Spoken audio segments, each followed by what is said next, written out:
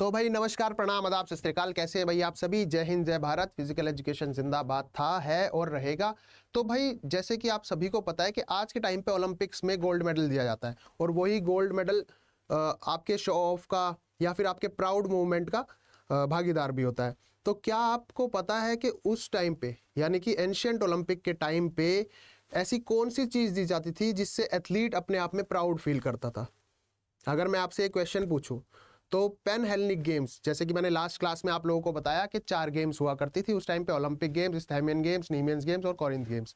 तो उस टाइम पे ऐसी क्या चीज़ दी जाती थी विनर्स को जिससे वो लोग प्राउड फील करते थे? तो नमस्कार, वेलकम टू द पीईपीडिया बाय आदि, और उम्मीद करता हूँ आप सभी अच्छे होंगे। तो आज मैं इसी टॉपिक के बारे में बात करूंगा, विनर्स के रिवॉर्ड क्या क्या दिए जाते थे चारों अलग अलग टाइप के गेम्स में।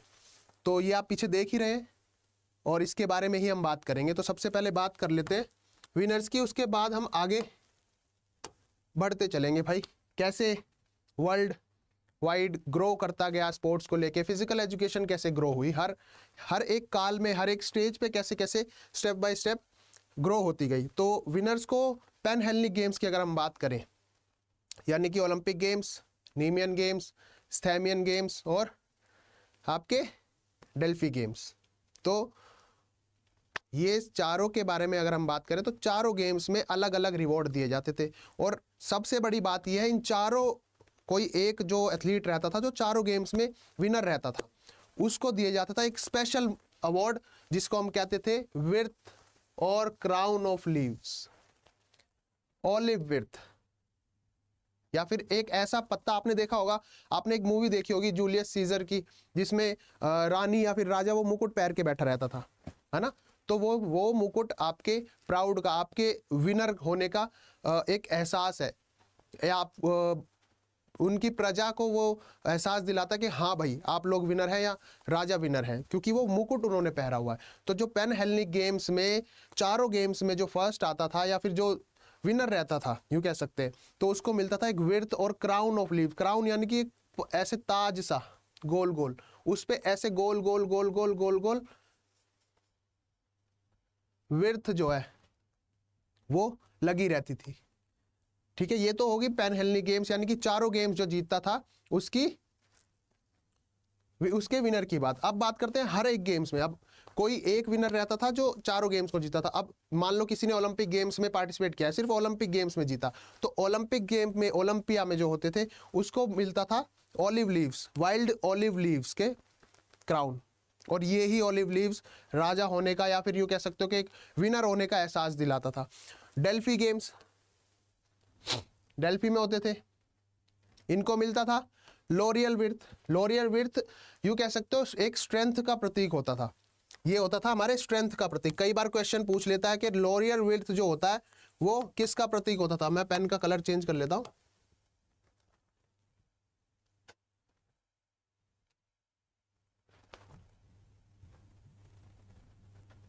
ठीक है, जो लॉरियल विर्थ होता था वो होता था हमारे स्ट्रेंथ का प्रतीक, स्ट्रेंथ का, एनर्जी का। ठीक है, ये स्ट्रेंथ और एनर्जी का। जो कोरिंथ में जो होते थे गेम्स, कोरिंथ में कौन से गेम्स होते थे? स्थानियन गेम्स। उसमें दिया जाता था पाइन का क्राउन, चीड़ का। चीड़ एक तरीके का पेड़ है जिसमें जो एक हेल्दी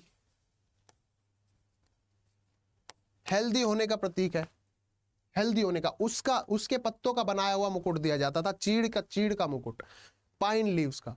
और उसकी बात करें नीमियन गेम्स की, नीमियन में जो होते थे, और ये भी नीमियन में एक जगह होती थी अर्गोलिस, जिसको हम बोलते हैं अर्गोलिस। नीमियन रीजन में अर्गोलिस शहर में ये गेम्स हुआ करते थे, नीमियन गेम्स, जहां पे वाइल्ड सेलेरी ग्राउंड यानी कि जंगली अजवाइन के पत्ते का मुकुट दिया जाता था। और ये पत्ते का मुकुट आपका क्या प्रदर्शित करता था? आपके लॉन्ग लिव होने का, आपके एक तरीके से राजा होने का ये प्रतीक होता था, लॉन्ग लिव। ठीक है, तो ये चारों अलग अलग तरीके के गेम्स, चारों अलग अलग तरीके के मुकुट जो विनर रहता था उनको दिए जाते थे। इतना आया समझ में? अब हम बात कर लेते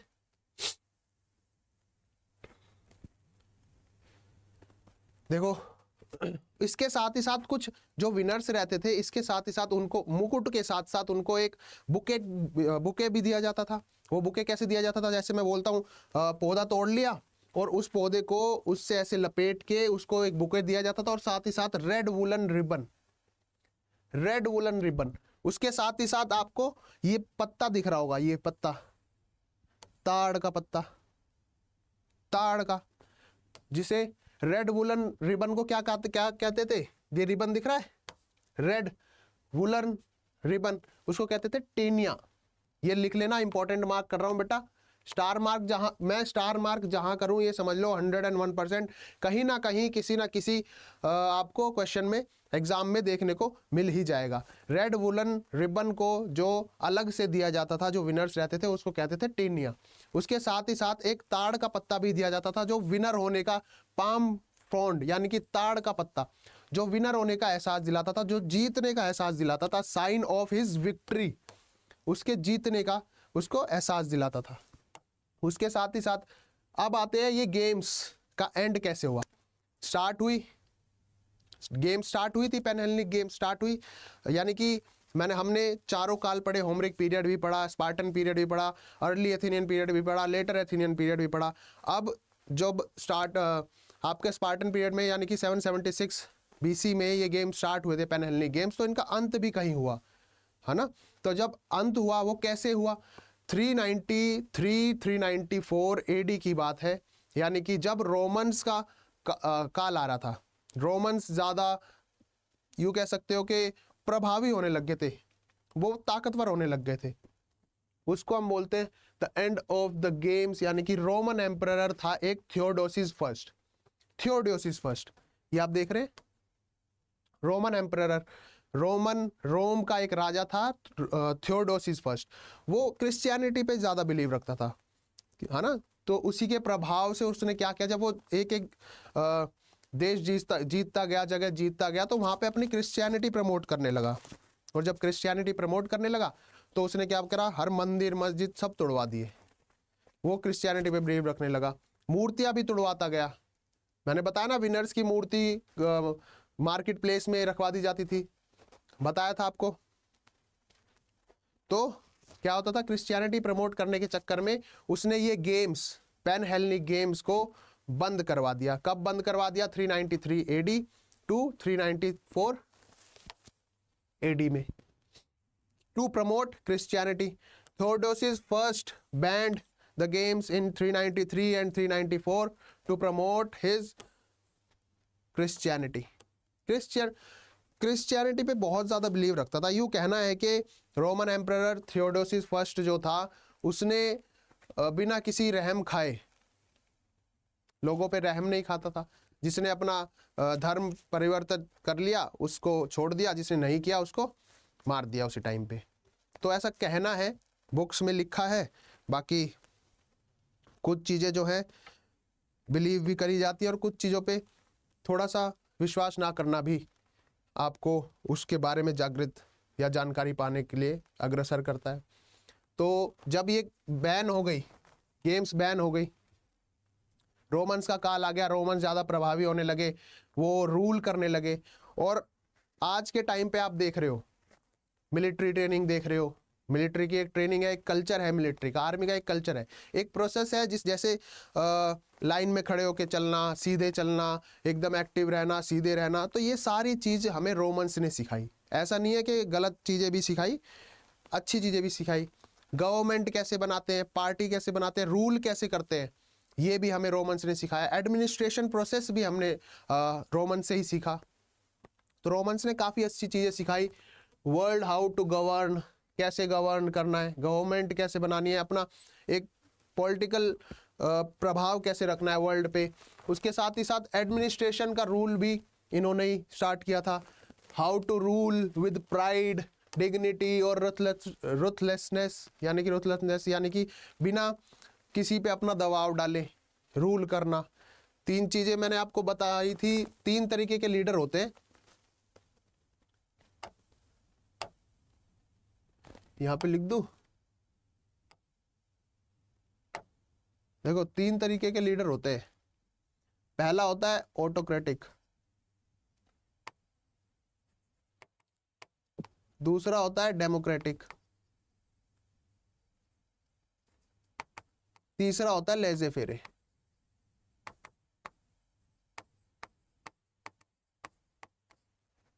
तीन तरह के रूलर्स होते हैं। ऑटोक्रेटिक होता है जो यूं कह सकते हो कि भाई मैं ही रूल करूंगा, मेरा ही डिसीजन एंड होगा, मैं तुमसे भी नहीं पूछूंगा। अगर मेरे को आज क्लास लेनी है तो मेरी मर्जी है, मैं लूंगा ही लूंगा, चाहे एक बच्चा है, चाहे 100 बच्चे आए, चाहे 1000 बच्चे आए। ये होता है ऑटोक्रेटिक, जिसमें मेरा आपके डिसीजन से कोई लेना देना नहीं है ना। मैं अपने डिसीजन पे चलूंगा और मेरा decision he full and final होगा। ये होता है ऑटोक्रेटिक। दूसरा होता है डेमोक्रेटिक, जैसे हमारे इंडिया की गवर्नमेंट है, इंडिया का रूल सिस्टम है। आपकी भी सुनूंगा, आपकी भी सुनूंगा, सर आज क्लास मत लो, आपकी भी सुनूंगा, लेकिन मेरे मन में तो है मैं तो लूंगा क्लास, तो आपकी भी सुनूंगा लेकिन मैं करूंगा अपनी। यही है डेमोक्रेटिक सिस्टम। जैसे आप लोग क्या होता है, आप लोग सुप्रीम कोर्ट में, हाई कोर्ट में, डिस्ट्रिक्ट कोर्ट में केस फाइल कर सकते हो, आपकी सुनी जाएगी, लेकिन जो रूल है, जो सत्य है, उसी पे चला जाएगा। जो डिसीजन होगा, एंड डिसीजन जो होगा वो रूलर का होगा। तीसरा आता है लेजे फेरे। लेजे फेरे में है कि भाई तुम कह रहे हो सर आज क्लास मत लो, है ना, मैंने तुमसे बोल दिया भाई तू जा, तुझे जो करना है कर ले, मेरी तरफ से तू फ्री है, तू जा रहा है बाहु सोना करने और मैंने कह दिया तुम्हें कि भाई तुम फ्री हो, भाई मेरी तरफ से तुम्हें जो करना है कर लो, निश्चिंत होके करो, मौज लो, रोज लो, ना मिले तो खोज लो भाई, ठीक है। तो वो होता है लेजे फेरे, जिसमें कोई मतलब नहीं है किसी को किसी से, अपना काम करते रहो, अपना सीधा सीधा काम करते रहो और बस। तो तीन तरीके के रूलर होते हैं। ये चीज भी हमने रोमन से ही सीखी थी। तो रोमन्स ने हमें क्या सिखाया कि गवर्न करना।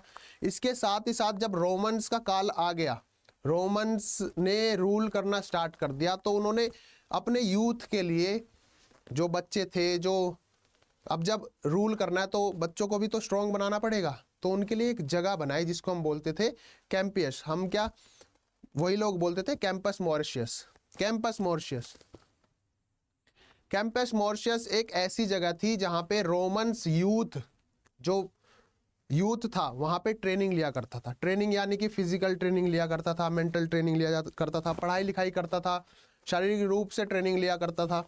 The place where Roman youth received training. अब ट्रेनिंग कैसे, ट्रेनिंग भी कई प्रकार की थी, उस ट्रेनिंग के बारे में भी बात करेंगे, बहुत ही डीप नॉलेज के साथ, पॉइंट वाइज पॉइंट पढ़ेंगे।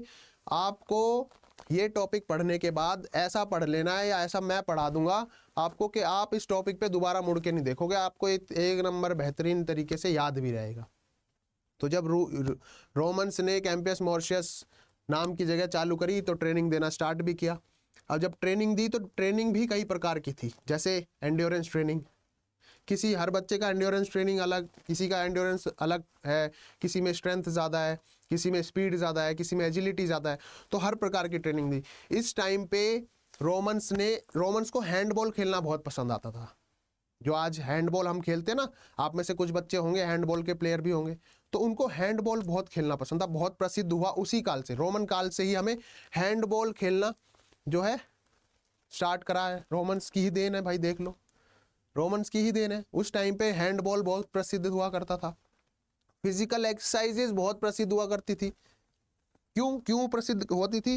क्योंकि उस टाइम पे रोमन्स का ये मानना था कि भाई हर घर में एक बेहतरीन योद्धा हो।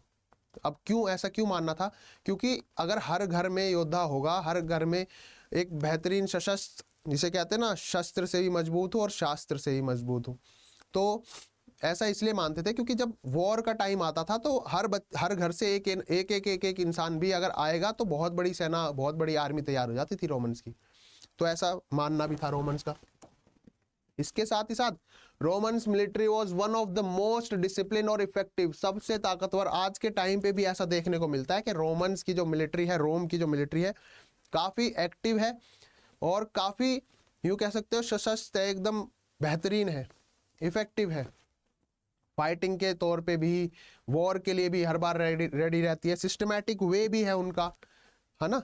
तो अलग अलग ट्रेनिंग की हम बात कर रहे थे, क्या फिजिकल कंडीशनिंग और एंड्योरेंस ट्रेनिंग। अब एंड्योरेंस ट्रेनिंग के लिए क्या किया जाता था? रोमन्स का मानना था कि भाई एंड्योरेंस ट्रेनिंग इतनी ज़रूरी है कि वॉर अगर हो जाएगी, मान लो तुम्हारे घर में अगर वॉर स्टार्ट होती है तो तुम वहीं पे बैठे रहोगे नहीं ना।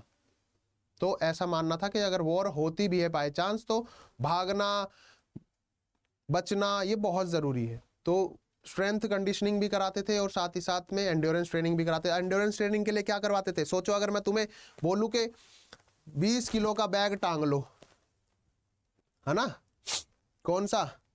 कैरिड हैवी पैक 27 किलो,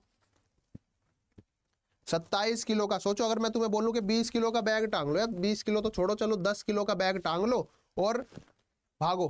कितना भाग सकते हो? कितना भाग सकते हो? 10 किलो का बैग टांग के कितना भागोगे? 3 kilometre, 5 kilometre, 10 kilometre, 15 kilometre maximum. Romans अपना जो जब ट्रेनिंग देता था तो 27 किलो वेट बैग के साथ, बैग में वेट डाल के, हाथों में बंदूकें लेके 29 पॉइंट लगभग 29.5 किलोमीटर यानी कि 30 माइल, कितना? 29.5 किलोमीटर लगभग 18 पॉइंट 18.5 माइल्स में अगर बात करें तो 29.5 किलोमीटर भगाते थे एंड्योरेंस ट्रेनिंग के लिए। सोचो कितने तगड़े बना देते होंगे, है ना। तो देखो ऐसी बात नहीं है कि आप अभी ये मुश्किल लग रहा है, अभी मुश्किल लग रहा है ना, आप जब रेगुलरिटी अगर रखोगे ना, सेम एज इट इज पढ़ाई में भी है। अगर आप कॉन्टिन्यूटी रखोगे, कंटिन्यूटी से क्या होता है, जो एक फ्लो बनता है ना, एक फ्लो, मान लो आज आपने 1 घंटा पढ़ा, 1 घंटा पढ़ा तो 1 घंटे में कुछ ना कुछ चीज तो समझ में आई होगी, वो आपके दिमाग में तो घूमी होगी।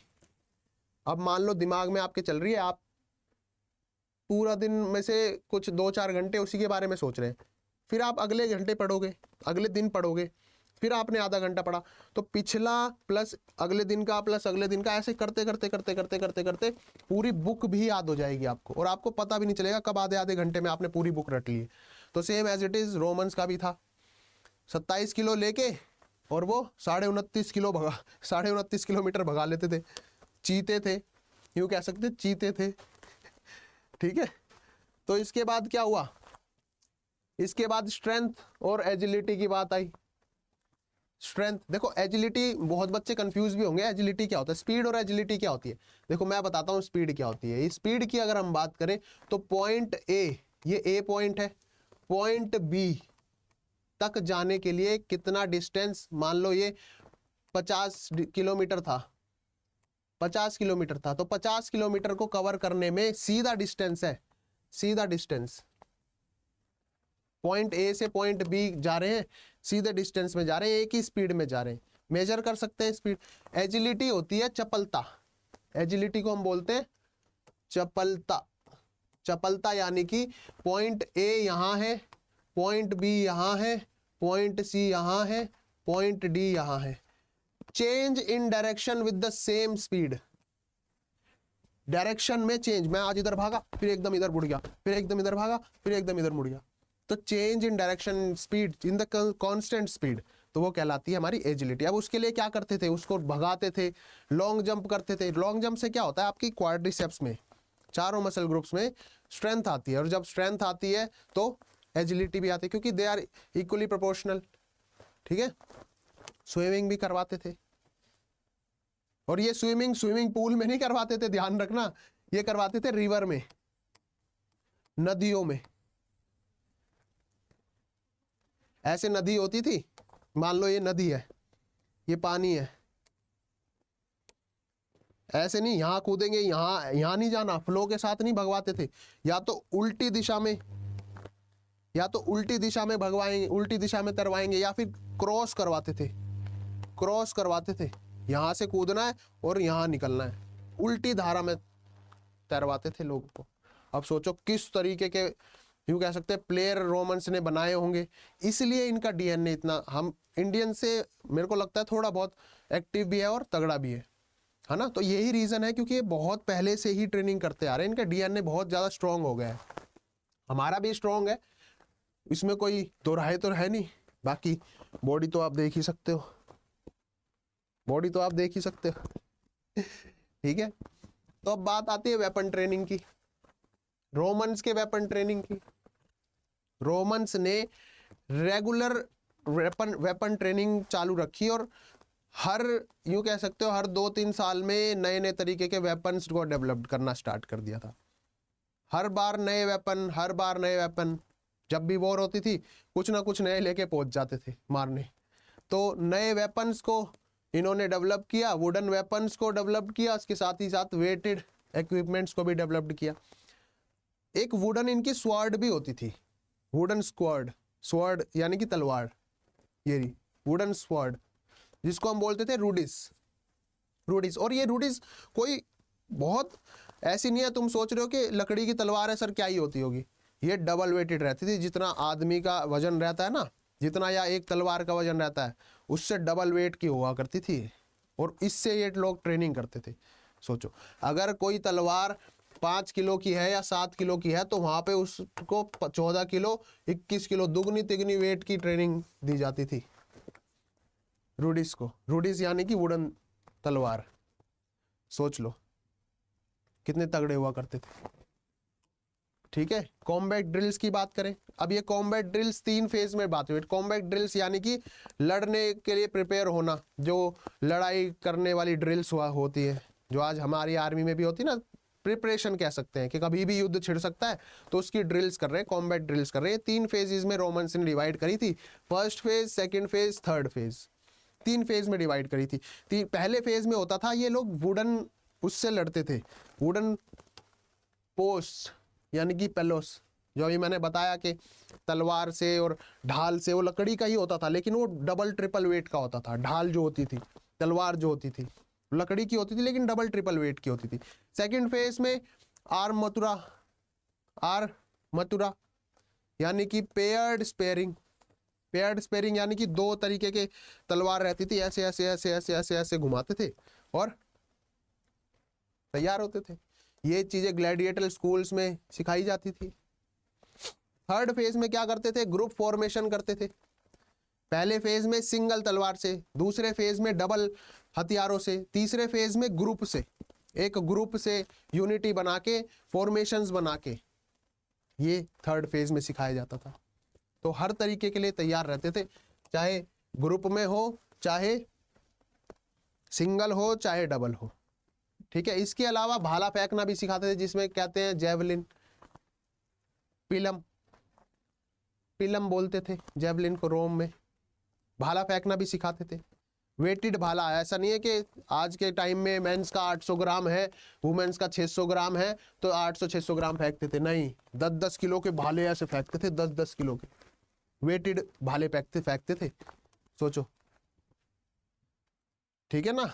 इंसेंटिव, पेनल्टीज, जो बेस्ट ट्रेनी रहते थे उनको डबल राशन दिया जाता था, ऐसे इंसेंटिव के तौर पे जो बेस्ट ट्रेनीज रहते थे। और अगर जो बुद्धू बन के रहते थे, जिनसे नहीं होता था थोड़ा बहुत भी, उन्हें पेनल्टीज भी भरनी पड़ती थी। जैसे आज के टाइम पे, आर्मी के टाइम पे बोलते हैं ना, गड्ढा खुदवा देते हैं और फिर बोलते हैं कि उसी गड्ढे को भरो, तो वो पेनल्टीज भी लगा दी जाती थी। तो मजबूरन भी लोगों को अपना बेस्ट देना पड़ता था, मजबूर होके भी। और खैर मजबूर क्या यार, जो स्पोर्ट्स में रहा है, आप लोग सोचो, जो स्पोर्ट्स में रहा है वो तो बहुत छोटी चीज है। मेरे को पर्सनली ऐसा लगता है कि जो जिसने स्पोर्ट्स कर लिया वो दुनिया में हर काम इजीली पॉसिबल कर सकता है ना। आपका क्या कहना है भाई, कमेंट करके बता देना। अब खत्म हो गया ये सब, अब आता है later Roman period. Early Roman period में हमने पढ़ा, थियोडोसिस फर्स्ट आए, उन्होंने सब मंदिर वंदिर सब तुड़वा दिए, मूर्ति वूर्ति सब तुड़वा दी, खेलों को बैन करवा दिया 393 एडी में, 394 एडी में। फिर उन्होंने क्या क्या स्थापित किया, हैंडबॉल प्रसिद्ध था, अपना स्कूल स्थापित किए, कैंपस मोर्शियस जिसका नाम था, और उसमें तरह तरह की ट्रेनिंग दिया करते थे। अब आता है लेटर रोमन पीरियड, यानी कि रोमन जो है थोड़े से चेंज हो गए, अंत का काल था रोमन्स का। उसमें क्या क्या हुआ, उसमें एक प्रसिद्ध फिलोसफर हुए, राइटर हुए, या फिर यूं कह सकते हो मेडिकल के अभ्यर्थी भी थे, वो विद्यार्थी थे, अभ्यर्थी प्रैक्टिशनर थे। उनका नाम था गैलन, क्लॉडियस गैलन। अगर मैं आपको इनका पूरा नाम बताऊं तो इनका नाम था क्लॉडियस गैलन। ये एक राइटर भी थे, राइटर थे, फिलोसफर थे, प्रैक्टिशनर थे मेडिकल लाइन के, और यूँ कह सकते हो इन्होंने इनकी जो लिखी फिलोसफीज थी, इनकी जो लिखी बुक्स थी, उन्होंने डोमिनेंट रूल किया लगभग 1500 साल तक, 1500 ईयर्स। ये मैं बातें बता रहा हूं आपको, किसी से कहना नहीं, नहीं तो सिलेक्शन हो जाएगा तुम्हारा, है ना। सिलेक्शन चाहते हो, किसी से कहना मत, ठीक है। बाकी कह देना, बताना, जब तक चीजों को समझाओगे नहीं ना दूसरों को, तुम्हें खुद नहीं याद रहेगी। इसको रख के क्या करूंगा मैं? अगर मैं मान लो इसको ना बताता तुम्हें, तो मैं क्या, मेरे पास क्या ये डबल हो जाएगी क्या? मैं तुम्हें बताऊंगा, तुम 2-4 को एक्स्ट्रा बताओगे, तभी तो नॉलेज में रहेगी और तभी चीजें याद रहेंगी। तो लगभग 1500 साल तक इनकी लिखी हुई किताबें, इनकी लिखी हुई फिलोसफीज ने रूल किया, डोमिनेंट रही, ठीक है। उसके बाद मतलब मोस्टली ये क्वेश्चन भी पूछ लिया जाता है कि गैलन कौन से काल से संबंधित है, तो लेटर रोमन पीरियड से गैलन संबंधित है। उसके अलावा फुट रेस की जगह, ये हॉर्स रेस और चैरियट रेस की जगह जो ले ली, वो ले ली फुट रेस ने। पहले आपने स्टिपल चेज सुना होगा, स्टिपल चेज होती है, एक हर्डल रहता है, वाटर हर्डल, और 7 बैरियर रहते हैं, उसको क्रॉस करना होता है, उसके कूद के उस पर रेस करनी होती है। पहले वो ही दौड़ हुआ करती थी घोड़ों की। स्टिपल चेज की जो दौड़ हुआ करती थी वो होती थी घोड़ों की। लेटर रोमन पीरियड में हॉर्स रेस और चैरियट रेस को, रथ की दौड़ ने और घोड़ों की दौड़ ने जगह ले ली। घोड़ों की दौड़ और चैरियट रेस यानी कि रथ दौड़ की जगह होने लगी foot races later Roman period में। अब जो लेटर रोमन पीरियड में है, चैरियट रेस नहीं होती थी, लोगों को घोड़ों के ऊपर बैठ के दौड़ने वाली रेसेस नहीं ना पसंद होने लगी और फुट रेसेस होने लगी, आदमियों की रेस होने लगी, ठीक है। उसके बाद gladiator combat races, gladiator combat वाली जो गेम्स है वो पसंद आने लगी, in which slaves, captives and criminals were take part, in which, in gladiator combats में क्या होता था, जो बंदी होते थे, जो क्रिमिनल्स होते थे, जो स्लेव्स होते थे, वो लोग ही पार्टिसिपेट करते थे, क्योंकि रोमन्स का ऐसा मानना था कि जो लड़ाई वड़ाई वाली जो सिस्टम था उनका, अगर उसमें किसी को हानि भी पहुंचती है तो वो क्रिमिनल्स को ही पहुंचे, है ना, जो उनके बंदी होते थे। ऐसा उनका, ऐसी मेंटालिटी थी, है ना। Fought against another man, man to man fight होती थी, मैन टू मैन फाइट होती थी ग्लैडिएटर कॉम्बैट की, जिसमें स्लेव्स, क्रिमिनल्स, यही सब पार्टिसिपेट लिया करते थे।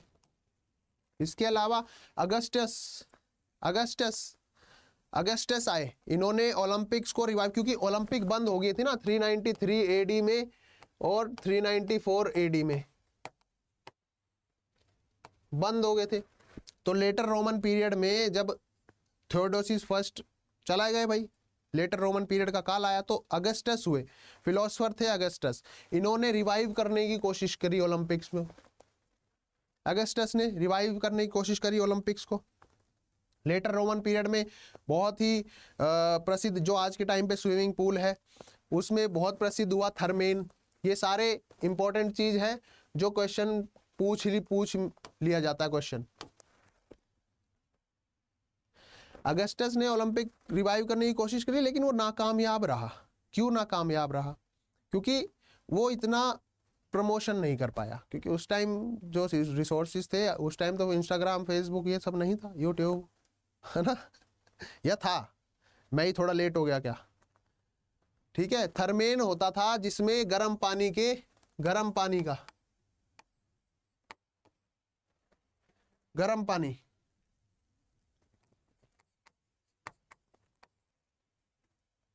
ठीक है, गर्म पानी का, यूं कह सकते हो स्विमिंग पूल।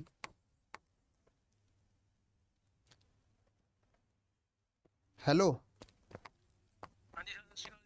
नमस्कार भाई, क्लास में हूँ, क्लास ले लूं पहले? ओके। थर्मेन हुआ करता था बेटा गर्म पानी का, जो यूं कह सकते हैं स्विमिंग पूल, ठीक है। देखो बच्चे जो है इतने यूं कह सकते हैं, प्यार है बच्चों का, जो सुबह से लेके शाम तक थोड़ा थोड़ा जो है, कभी कभी व्हाट्सएप कॉल या फिर कॉल डायरेक्ट बातचीत, ठीक है। थर्मेन गैम्बलिंग गेम्स जैसे सट्टा लगाना, जुए खेलना, कंचे, ये सब ताश वाश खेलना, ये इन्हीं की देन है भाई। इन्होंने हमें अच्छी चीज रूल करना भी सिखाया, एडमिनिस्ट्रेशन करना भी सिखाया, लेकिन नालायक कुछ और चीजें भी दे गए, जिसकी वजह से आज बहुत से परिवारों को पछताना पड़ रहा है। गैम्बलिंग गेम्स, ठीक है। रोमन्स ने सेटअप किया फिजिकल एजुकेशन डिपार्टमेंट, अलग से बनाया, अलग से बताया कि भाई एक्सरसाइज जो है, स्पोर्ट्स जो है, एजुकेशन का एक अलग से पार्ट भी है, एक अलग से पार्ट है, जिसको हम बोलते थे ओपेरा नेजिलोल। ओपेरा के नाम से ये प्रसिद्ध भी है। एक अलग डिपार्टमेंट बना दिया था जिसका नाम था ओपेरा नेजिनोल, बलीला में था ये। कोलेजियम भी इन्होंने दिया, कोलेजियम बाथिंग प्लेस था। हेलो,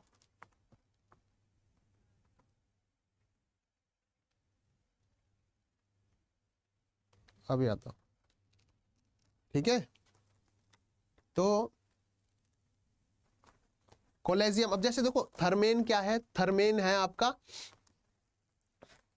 गर्म पानी, same as it is collegium भी। कोलेजियम बाथिंग प्लेस था जहां पे लोग एक साथ इकट्ठे होकर नहाने जाया करते थे। कोलेजियम ऐसा कुछ गर्म ठंडे का पानी का नहीं था, एक ऐसी जगह थी, बाथिंग प्लेस जिसे हम बोलते हैं कोलेजियम। तो ये बाथिंग प्लेस है। बाकी इन्होंने third man was the bathing place, गरम, गैम्बलिंग हो गया, ओपेरा नेजिनोल हो गया, कोलेजियम हो गया, ये सारी बातें मैं आप लोगों को बता चुका हूं ऑलरेडी। फिर जब रोमन्स का काल खत्म हो गया, लेटर रोमन पीरियड खत्म हो गया, अब बात आती है रोमन्स के बाद किसने रूल करना स्टार्ट हुआ। रोमन्स के बाद का आता है हमारा जर्मन का, यानी कि जर्मनी ने, जर्मन्स के जो लोग, जर्मनी के जो लोग थे वो गवर्न करना सीख गए रोमन से, तो वो ज्यादा ताकतवर होने लगे। अब ताकतवर होंगे अगली क्लास में, ठीक है, अब ताकतवर होंगे वो अगली क्लास में। बाकी ये अगर क्लास अच्छी लगी हो, समझ में आया हो कुछ, तो लाइक बटन अभी दबा देना भाई।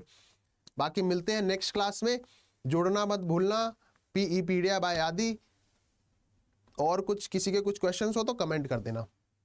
बाकी मिलते हैं नेक्स्ट क्लास में, बाय बाय, टेक केयर, ध्यान रखेंगे अपना। तब तक के लिए फिजिकल एजुकेशन जिंदाबाद था, जिंदाबाद है और जिंदाबाद रहेगा, ध्यान रखेंगे भाई।